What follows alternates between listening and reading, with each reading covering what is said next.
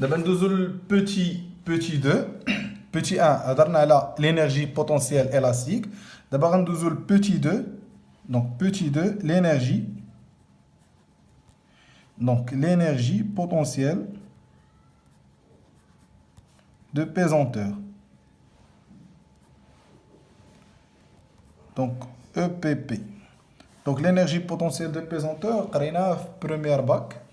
Donc, l'énergie potentielle de pesanteur est donnée par, donc, l'énergie potentielle de pesanteur est donnée par la relation suivante. Par la relation suivante. Donc l'énergie potentielle de pesanteur égale à quoi? M, G, Z. Z, c'est l'altitude, plus une constante.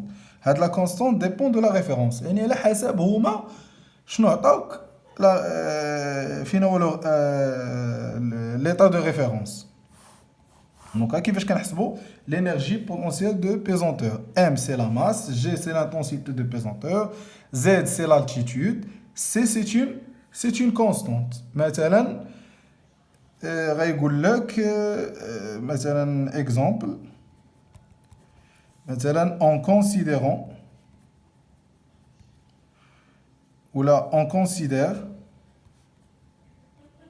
comme état de référence de l'énergie potentielle de pesanteur. Donc, si on état de référence de l'énergie potentielle de pesanteur, automatiquement EPP égale à 0. Donc, on considère comme état de référence de l'énergie potentielle de pesanteur EPP égale à 0 lorsque Z égale à 0. Ça veut dire, à la position Z égale à 0, EPP égale à 0. Déjà, on a EPP égale à mgz plus C. Donc, Z égale à 0, EPP égale à 0. Donc, implique que C égale à 0. Donc l'énergie potentielle de pesanteur égale à mgz. Donc, je vais l'énergie potentielle de pesanteur dépend de Z. Z, c'est l'altitude. D'abord, on a un pendule. Un pendule, dans le cas horizontal, dans le cas qui se déplace dans un plan horizontal, EPP égale à 0. Donc, maintenant, on a un pendule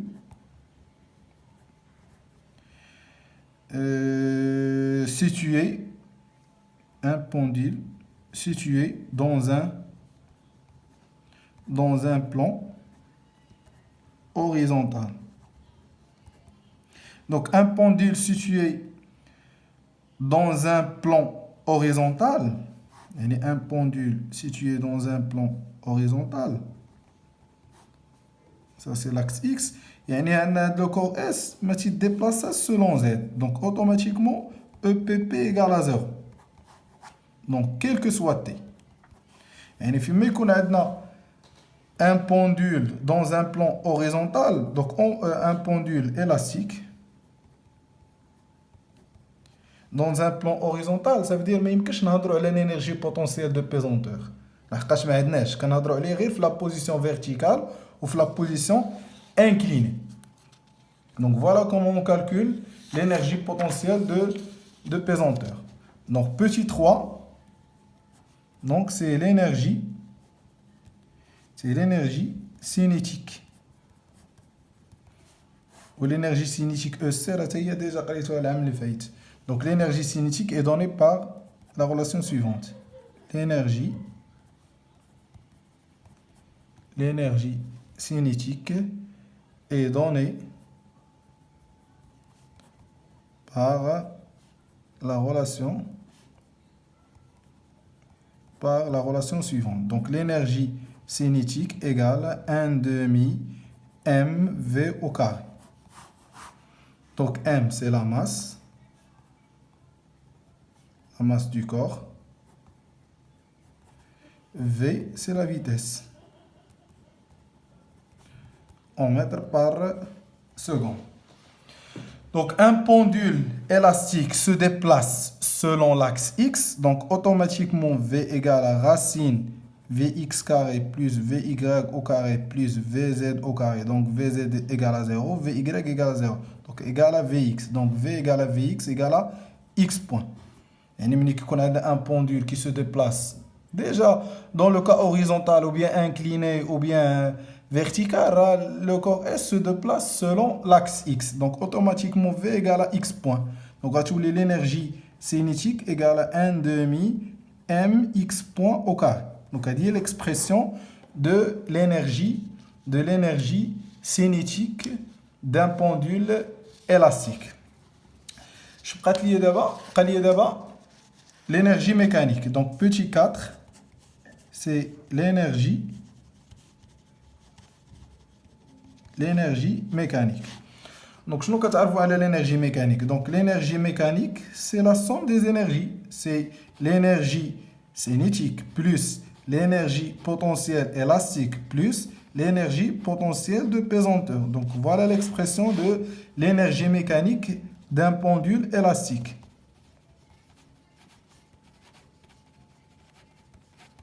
C'est la somme des énergies. Et là, dans le cas horizontal, il y a un pendule qui se déplace sur un plan horizontal, ça veut dire l'énergie potentielle de pesanteur est égale à 0. Mais qui se déplace selon Z. Donc on va dire que l'énergie mécanique égale l'énergie cinétique plus l'énergie potentielle élastique.